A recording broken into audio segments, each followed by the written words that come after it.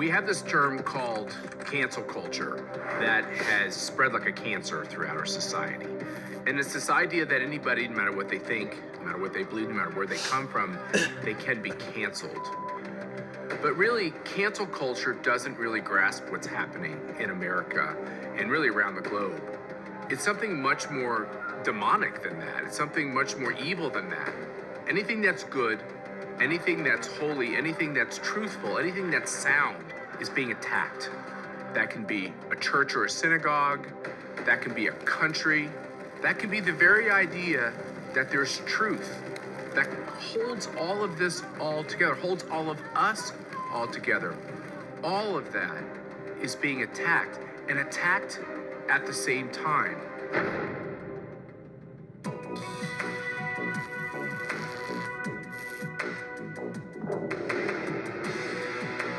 Destroying our culture.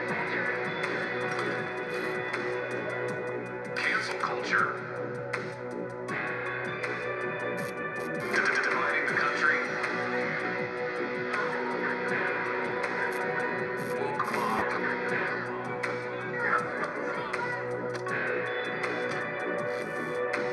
Cancel culture.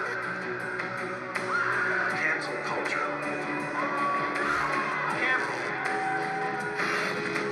Cancel culture. Demagogues and racist. Shadow man. White supremacist.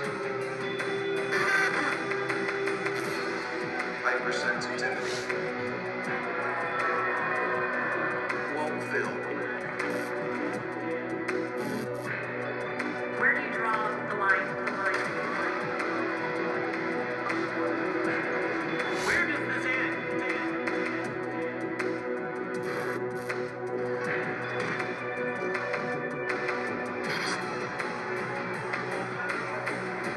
Anarchist. Objectionable.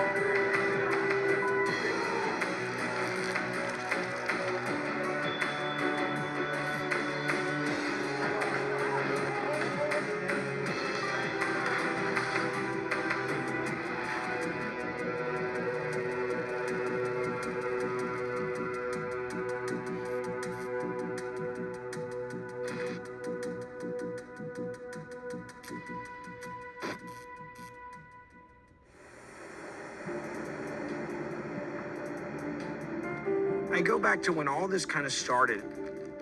You had that bakery in Colorado, a man that has strong religious beliefs who said that he didn't want to bake a cake for a gay wedding.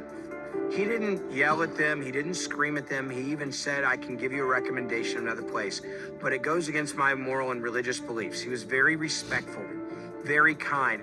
We just wanted a wedding cake. And I said, I'm sorry, I don't do cakes for same-sex weddings. Everyone deserves the cake. We used to be able to disagree with each other without trying to destroy other people's lives. And the left then realized how powerful they could be when they were able to basically shut that man down. That baker violated Colorado's anti-discrimination laws when he refused to bake that same-sex wedding cake. Why is it so important to you? Because my faith is important to me.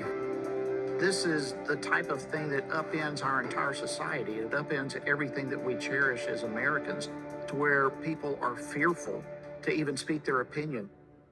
Cancel culture exists to stop people from questioning progressive doctrine.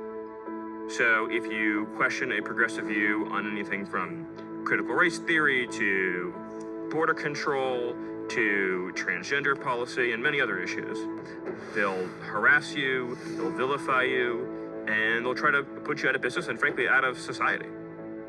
There were days where my wife was afraid. Actually, afraid to come to the shop. We've had death threats, harassing phone calls. I've been forced by the government to give up 40% of my business, half of my employees. See, that's what people don't understand about the cultural Marxism we face here. It never ends. Lenin wrote all the time about endless revolution. It can't have an end. As soon as you have one and win, you find something else to target to revolt against, because that's the only way they can achieve their total dream of just destroying absolutely everything. There is no end. These people will never get tired. They will never stop until you stop. They tried to destroy his business, and they realized we can go to AT&T and we can go to these companies and we can dictate to them how they run their businesses, and we'll tell them we'll come after you, we'll call you racist, we'll call you extremist, we'll call you white supremacist. Something really terrible happened where corporate entities decided that they needed to lead on politics, and not lead in a way where it brought us together. They've gotten involved in almost every major social question in the country. It's been led by these social media oligarchs, but it has spread. The controversies, they can vary greatly, but experts say they do all have one thing in common, and that is an internet mob mentality.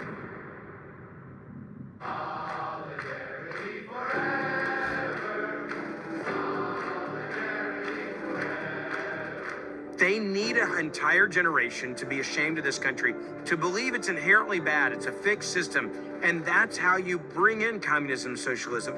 According to a new survey, 70% of American millennials say they'll likely vote socialist, and 1 in 3 of them view communism favorably. I think they're trying to do a cancel on me at Carnegie Mellon University, where I'm a fellow. Rick Grinnell is the first openly gay person to serve a president at a cabinet level. And yet, the left, they've tried to cancel him. We want a diverse voice. We want a rational discussion of issues. But the media race to the loud few. Whatever happened to the university that was the place where everybody could have academic freedom? Everyone could express their views. As liberalism morphs into kind of a fascism, they are dictating what you should think, what you should say, what you're going to do in your profession, what your politics are. Facing accusations of racism, troubling allegations. Fired after accusations of racism, a modern-day witch hunt. Another challenge to free speech. We've had this fight to try to bring some common sense to our major college campuses, especially the big public universities, the elite universities, and by and large, in most cases, that fight has been lost. There is a thing called the heckler's veto, and if the hecklers are loud enough and if they're violent enough, then basically what happens is they're able to shut down your events.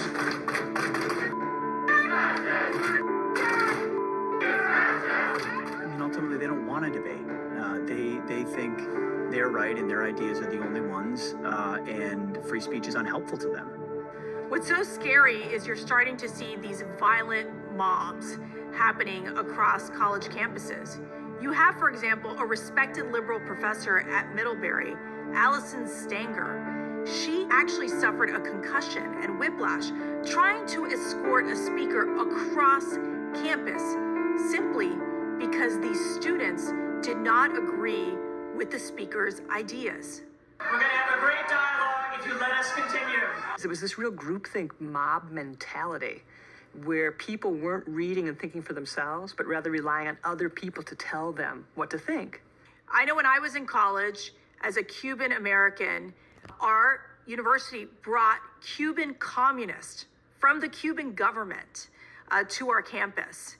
And instead of stopping them from coming on campus, we wanted to ensure that we were able to talk to them, engage them, exchange ideas, and present the argument as to why communism is wrong.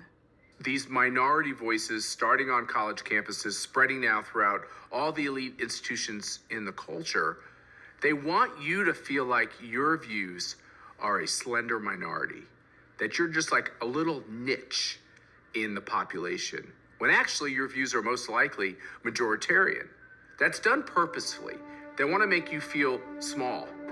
It's very ironic that the students who claim to be the most liberal are the ones who are not willing to engage with controversial ideas. They claim to be, oh, we're tolerant, we love everybody, unless you don't agree with them. If you don't agree with them, you need to be canceled, you need to be stopped because they are somehow superior.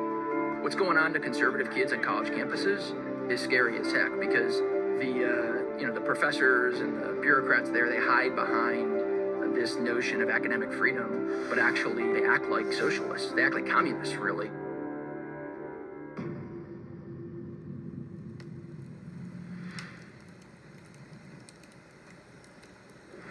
There's just too many white people in here, and this is a space for people of color. So just be really cognizant of the space that you're taking up, because it does make some of us POCs uncomfortable when we see too many white people in here. Interestingly enough, it was Martin Luther King Jr., a man of the cloth, who said that we should judge people not by their race, but by the content of their character. This is a hero we need for this time. Rooms for black students only. It's happening at Cal State LA. They're actually deciding to place residents on the campuses in dorms based upon race. It's the exact opposite of Dr. Martin Luther King's dream of people being judged by the content of their character, not the color of their skin. What's next? Are we going to have Hispanic only? Are we going to have Asian only? Are we going to have white only? This is the place that they feel most connected and safe. But as we see these kind of housing options appear on different campuses throughout the country, the question is this segregation? Of course, it's segregation. And Dr. King's philosophy of the civil rights movement was to educate the world to the injustice of segregation. We must go all out to use legal and nonviolent methods to gain full citizenship rights for the Negro people of our country. Of course, that particular struggle and that philosophy centered on breaking down all of the barriers of legal segregation. Just look at the difference between the civil rights activists of the 60s and the woke so-called activists of today. I mean, Black Lives Matter, they've completely rejected Martin Luther King's doctrine of nonviolence. What may have started with calls for justice instead ended in unchecked rage. Others are frustrated and have opted to remain closed, asking, how does destroying a small business anywhere move the needle on social justice? I got the phone call and they said that, hey, my 2 front windows were busted out. Black Lives Matter Incorporated, not the people, not the rank and file black community that's doing the work. Black Lives Matter Incorporated is a money laundering scheme, and they better get that bread right. Whenever you're motivated by money and you're willing to take advantage of the emotions of people of color, which is really what Black Lives Matter is doing, they want to break up the nuclear family. Of course they do. The Black Lives Matter movement organization is a Marxist organization. It used to be on their website that they were antithetical to the patriarchal nuclear family because there was so much pushback. They took that off of their website, but they certainly believe that.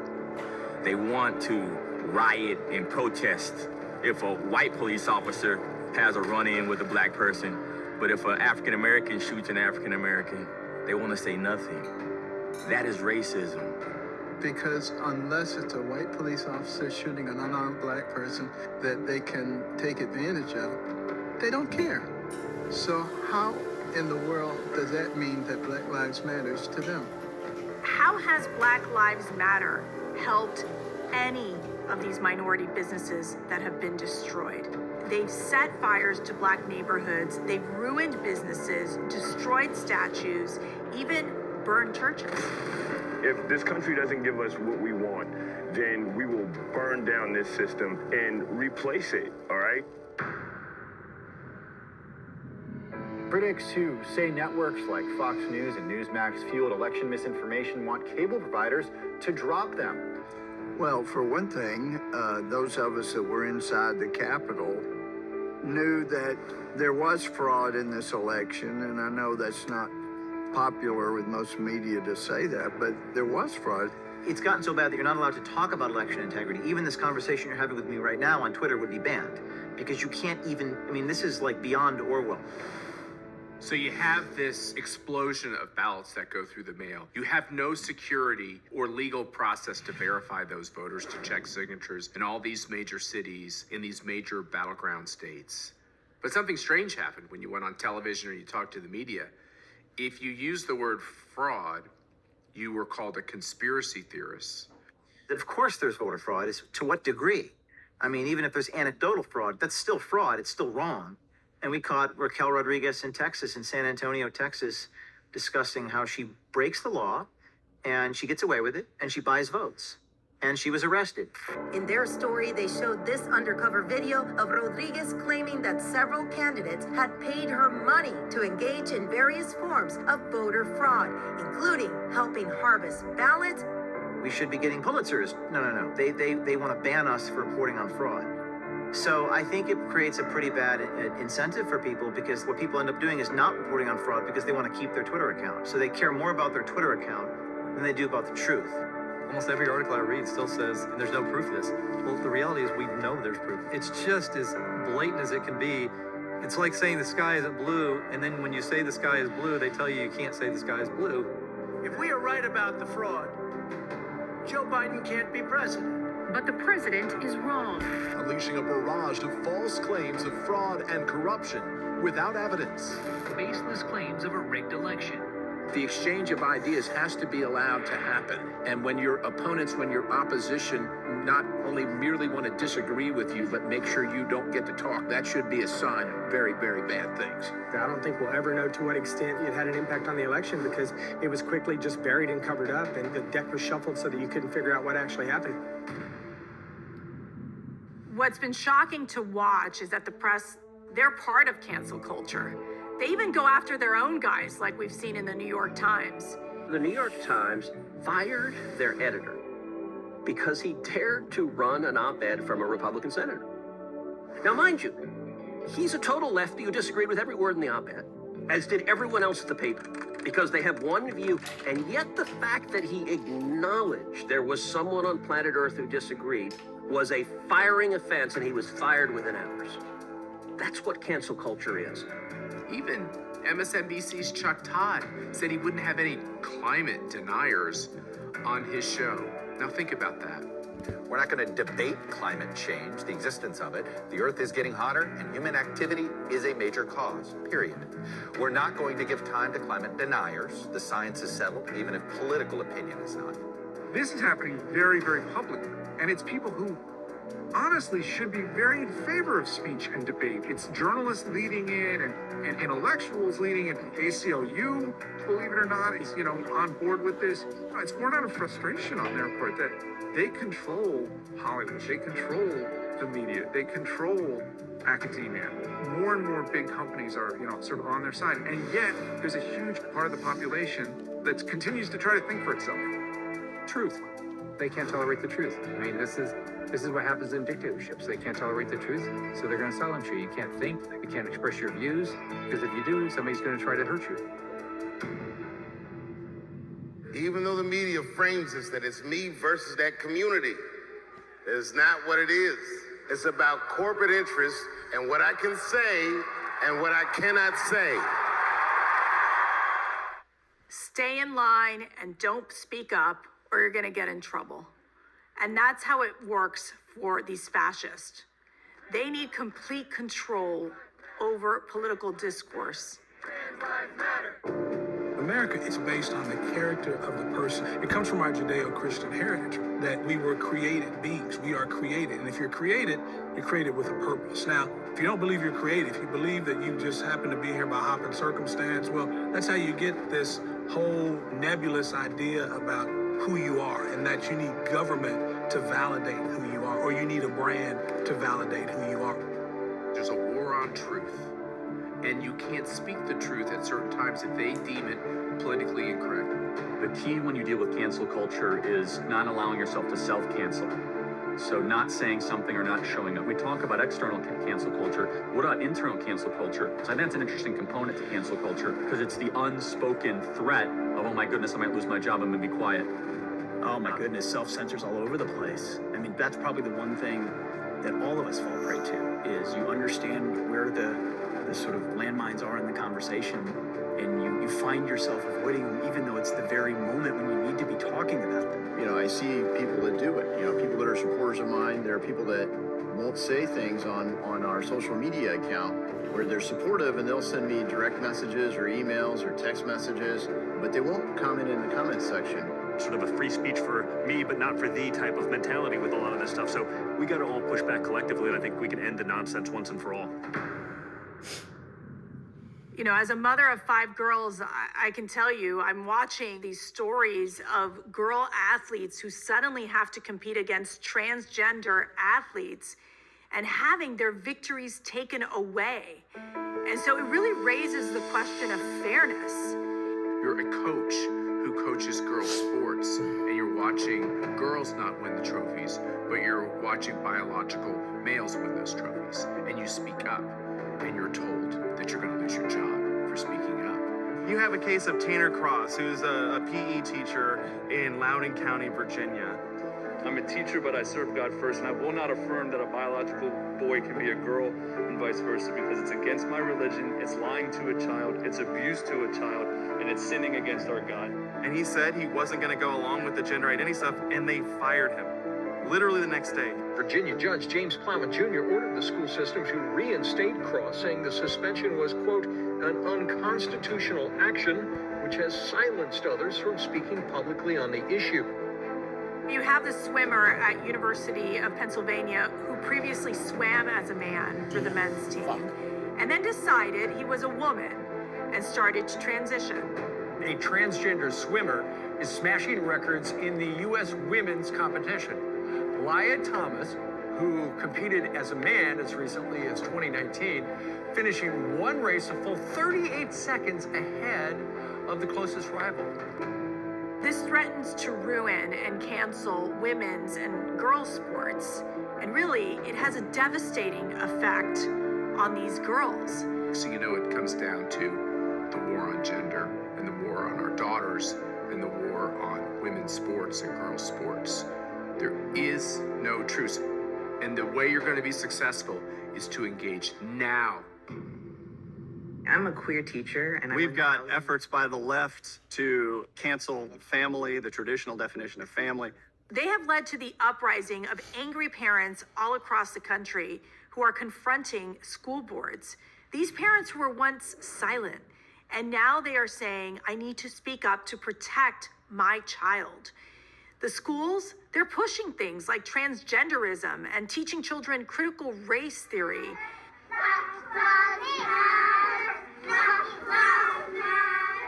There was one mother who had fled dictatorship in Iran and confronted her school board. What is CRT? Why do I have to worry about it? I sent my kids to study mathematics, literature, history, but you're leaving a mess. You have brought division to us. This is not the way it's supposed to be. They're supposed to be going to college. Anita, you're a time. No. Yes, you are. Because I want to know, are you teaching CRT to our teachers? And if not, what?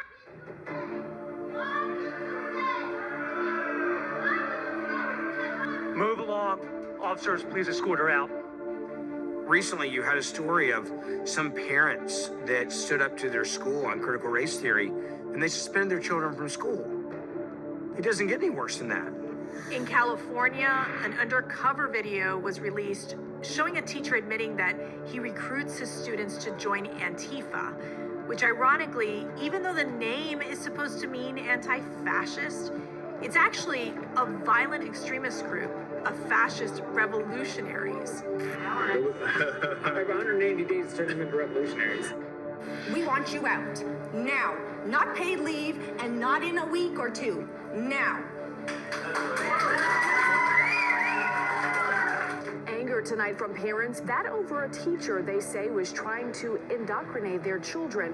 In 2 weeks, in 13 days, he was allowed to change my daughter's mind about some fascist crap that y'all have let in this school. So to think that my very sound-minded daughter would go against me and my wishes and our values in our home, to be able to go and support this man, and he is putting her in harm's way. What the hell are y'all doing? We take over these school boards, we can combat the ridiculousness and the racist aspects of critical race theory. We can do that, but we have to be willing to step up. People have to be willing to take a couple arrows.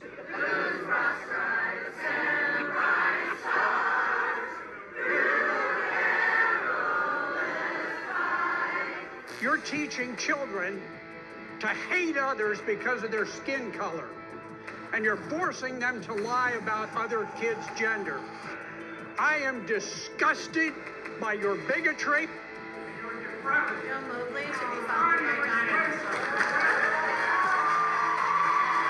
Madam Chair, I move to end public comment. I'm not going to let parents come into schools and actually take books out and make their own decisions. I don't think parents should be telling schools what they should teach.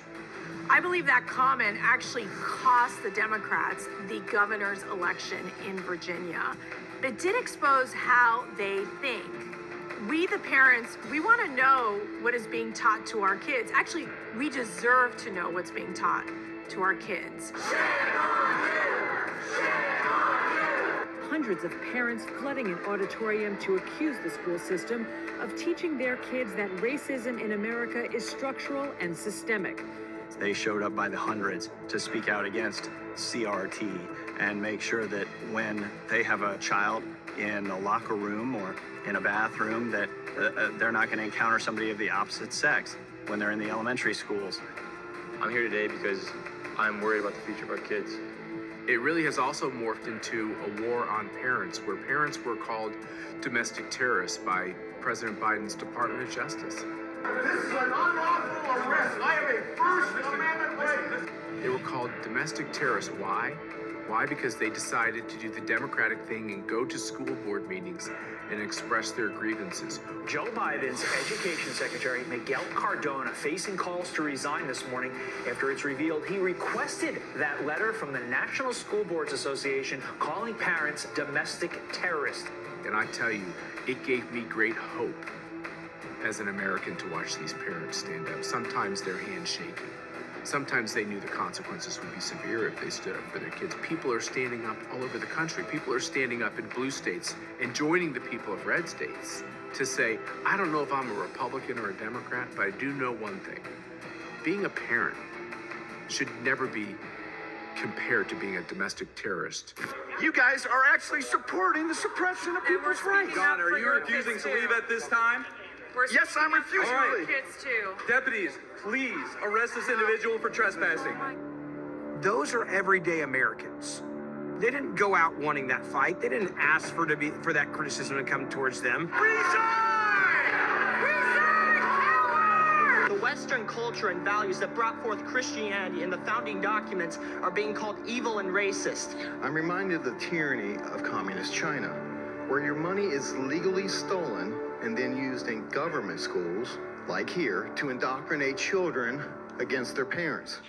We need parents that actually engage, and they can't be afraid of this, where we started the conversation with the cancel culture.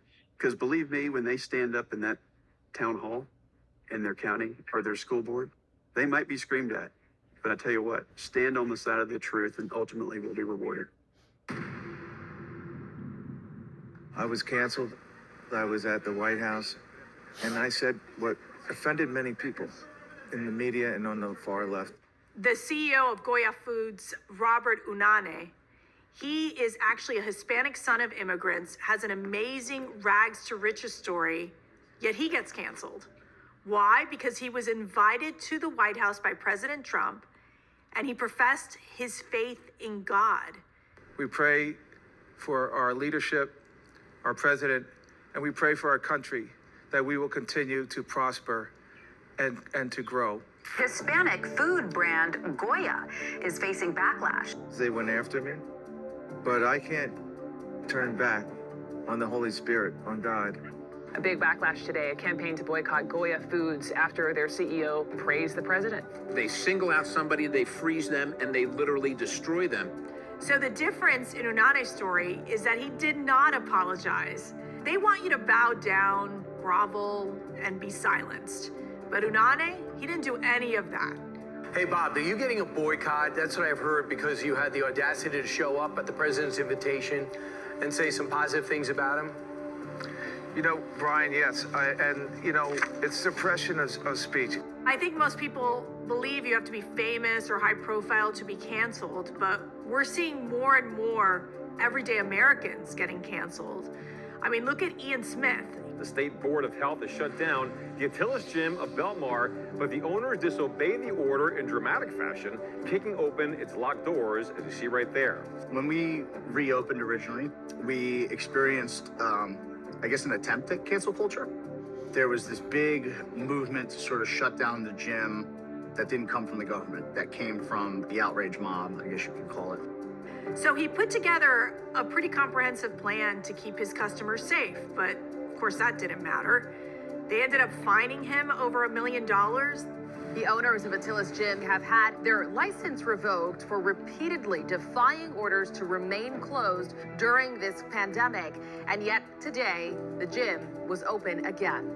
The scariest part of this is that you've seen woke elitists in power, and they're exploiting the COVID tragedy to basically pursue their angry and radical designs for America. Just because we're tired doesn't mean it's over. Mandate masks, that's our ask. Masks for seniors, masks for kids. It's not about you, also not like the flu. I mean, they are fanning fear around the virus, where they've shut down schools, illegally shut down churches. There's a backlash coming. If we all stand up for what we believe in, we're going to stop it. Fight for your freedom! Fight for your freedom! What was interesting is we surged in popularity because of what we stood for. When coronavirus came around, our busiest day at the gym was 300 people all day. And right now we do about 800 people. What's great about this country is that the American people, they rally, they fight back. So we saw donations to Smith's legal defense fund. That surged over $500,000. So we've actually witnessed the exact opposite. There was an attempt, but there was a much bigger push for people to support us. You gotta stand your ground. I mean, it might be scary and it might be uncomfortable, but be yourself and don't let them cancel you. Look, I'm not a Republican, but if I was, I would be extremely concerned about censorship in social media, which is a real thing, and it's not just real, it's accepted as being the right thing to do by certain organizations. The three witnesses we have before this committee today collectively pose, I believe, the single greatest threat to free speech in America. It's time to make these CEOs sweat. It's time to make these companies sweat. They need to understand that they can't casually diss American voices and then expect the politicians that are elected from these communities to just give them a pass. They did everything they could to throttle Donald Trump and his allies. They eventually took away his voice on their platform. Mr. Trump lost his primary megaphone overnight when Twitter permanently shut down his personal account, breaking off his connection to nearly 90 million followers. Going forward, does the president have a different option to access his followers and the people that want to hear from him online? Almost every company, Frank, is banning him. So let me get this straight. We've got terrorist groups like the Taliban, and they have a Twitter account, but an American president does not. They canceled the president of the United States when it was my father. They'd never do that to a Democrat, regardless of what that person said. You see how vile some of the leftists get on social media. They don't get deplatformed, they don't get demonetized. They let the Ayatollah of Iran go on and talk about death to America and killing Jews, and that's okay. Or they'll have Maduro, the dictator in Venezuela. It's okay to him have a Twitter account, and he's clearly committing genocide against his citizens. You have people like Alec Baldwin tweeting about suffocating the president of the United States by placing his knee on his neck. None of these people are even flagged, much less kicked off. Well, shadow banning is a real thing. Anybody who's a conservative and outspoken can see that the things you post never reach an audience as wide as those on the other side. I mean, the whole game is slanted. Even before they cancel you, they reduce you. While some of the powerful get away with saying terrible things, many regular Americans are not so fortunate. If you're a teacher or a nurse or a firefighter or construction worker and you want to express your political opinions, you're told, unless you have the acceptable position, you better not speak. Otherwise, you will be silenced, or you may lose your job. That's the scariest part about cancel culture. It silences people who otherwise should be actively engaged. It shouldn't matter if your opinion is a majority opinion or a minority opinion in this country, but some of the things people are losing jobs over, losing their social media accounts over, just represent what tens of millions of Americans believe. There's no better example of how these oligarchs and these social media platforms use their power and their money to change the outcome of the last presidential election than the laptop from hell. This week, Twitter and Facebook under fire over decisions concerning the publication of a story by the New York Post. The newspaper published an exclusive based on emails and photos allegedly obtained from a laptop belonging to the son of Democratic candidate Joe Biden. When one person or a small group of people can determine what you get to read and what you get to see, you know what?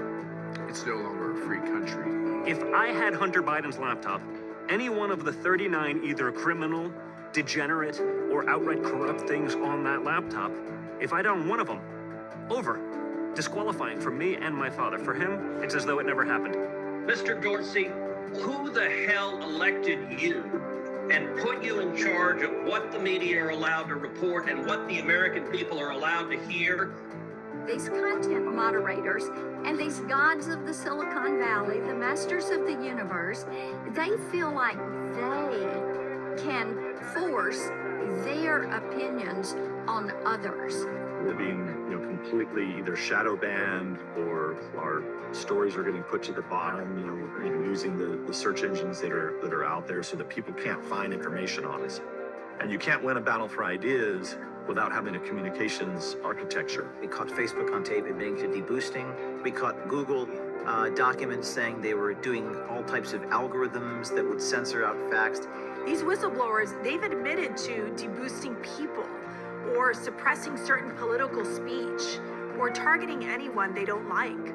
When I see reduce live distribution, it means preventing the distribution of this live feed. I would see it appear on several different conservative pages. We think people should be able to see for themselves what politicians are saying. They just deny. Everyone just denies it. And I think we're just basically living by lies in our society. You're seeing critics running to the defense of these social media giants, saying that passing laws against them infringe on their rights as a private company. In other words, it's literally their right to suppress their speech if they don't like it. But then that raises a real important question. Are they publishers? Sure does look like they're becoming publishers. It's proliferating, this idea that people get cut out of being able to speak to the rest of the world because they have different views. And so we're involved in investigating technology companies that are part of that. We're also involved in lawsuits. If they're going to be publishers and they're deciding what we get to hear and what we don't get to hear, they have to be held accountable just like a newspaper's held accountable, because they're acting the same way. AT&T, Ma Bell, you didn't get in trouble when two people made a murder plot over the phone, right? They were a utility and they were treated that way. But on the other hand, they didn't censor what was being said. Facebook wants it both ways. So what do we need to do? We need to stand up to it. We need to point it out. We need to call it out. We need to shine a light. And then we need to use all the tools we have. That means the antitrust laws. We've long been against the law to abuse a monopoly position, and that's exactly what big tech is doing. More than half the registered voters surveyed in a recent Harvard-Harris poll, 64% saw their freedom threatened by a growing cancel culture. Cancel culture is real, it's insane, and it's growing exponentially, and it's coming to a neighborhood near you. If you think it's just for celebrities, no. We're seeing something akin to the blackballing of communists in Hollywood that happened many years ago. It's entirely the reverse now. Freedom is terrifying to them. The idea that you can speak freely and you can offend somebody. Look what happened on Disney's hit show, The Mandalorian. Gina Carano, who played one of the most popular characters, was fired. They've been all over me and they've been watching me like a hawk. Gina Carano is out of a job tonight for controversial posts on social media in line with her apparently conservative beliefs. Basically, she was making the argument that political censorship has happened in the past and it's happening here now. Why is this controversial, let alone worthy of losing your livelihood? They're making an example out of her. What she said was not offensive any way you look at it. Any adult human with any brain cell could look at that and be like, oh, I understand exactly what she means. This is ridiculous. Virtue signaling is more important. It's become the dominant currency in Hollywood, where money almost isn't as important as that social currency. No matter how big you are, no matter how big of a franchise you're a part of, you're in Star Wars, doesn't matter. We can cancel you tomorrow, and we will. If I buckle, it's going to make it okay for these companies who have a history of lying to be lying and to do this to other people. And they've done it to other people. And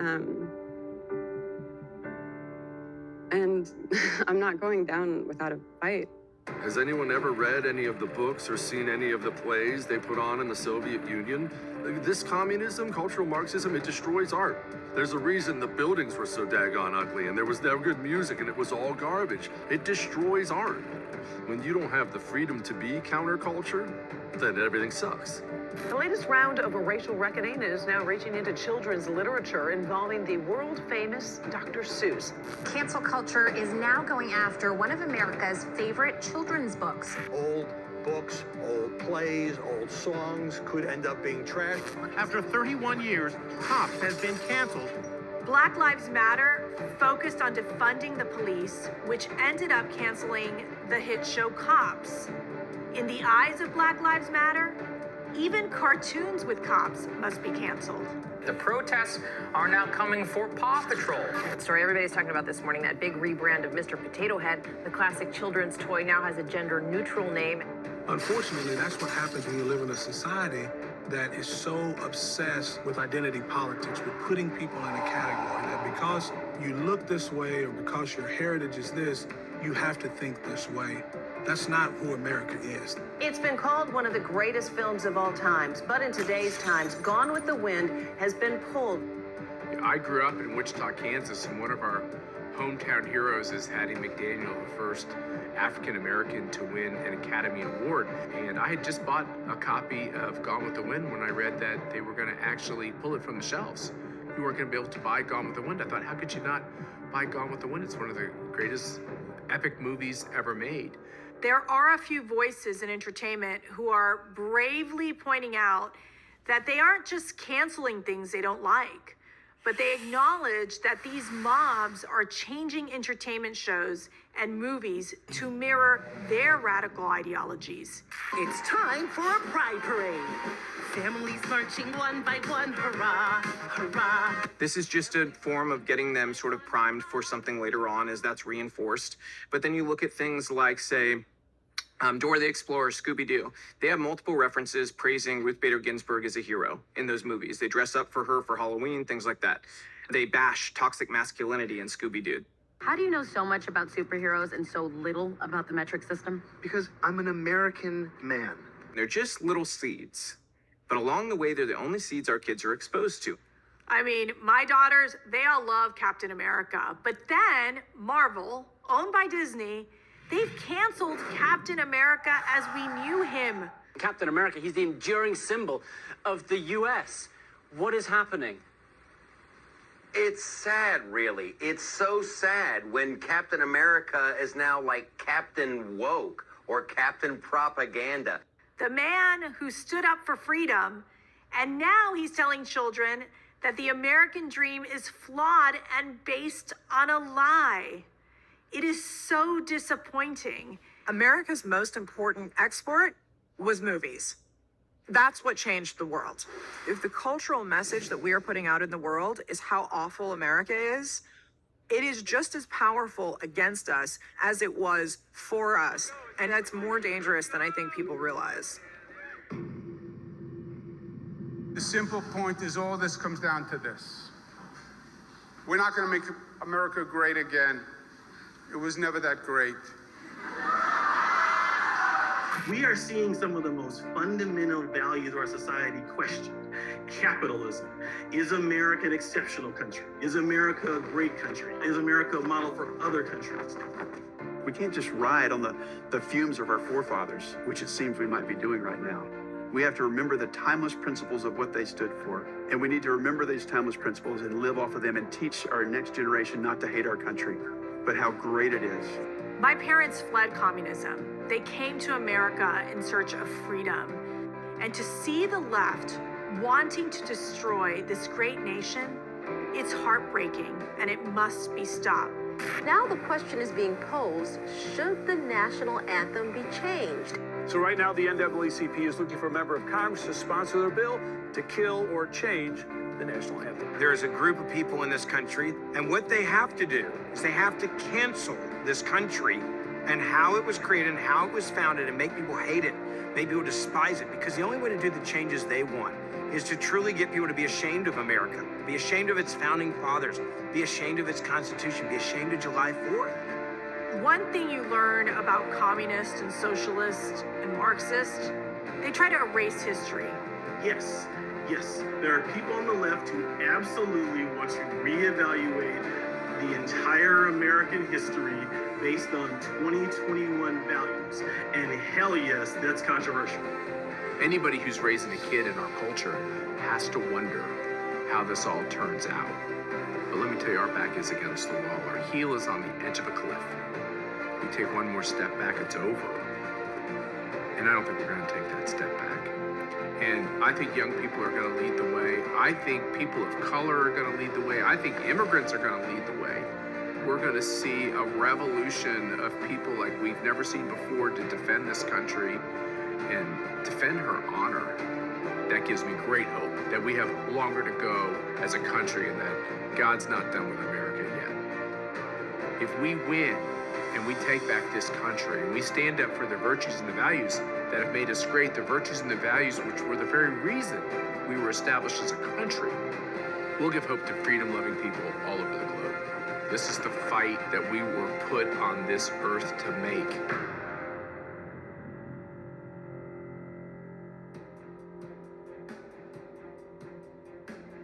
Continue to speak out for righteousness, speak out for unity, and speak out for love, because that's what the United States of America represents. Truth is powerful, it's contagious, and the forces of totalitarianism will try to silence it, but you know what?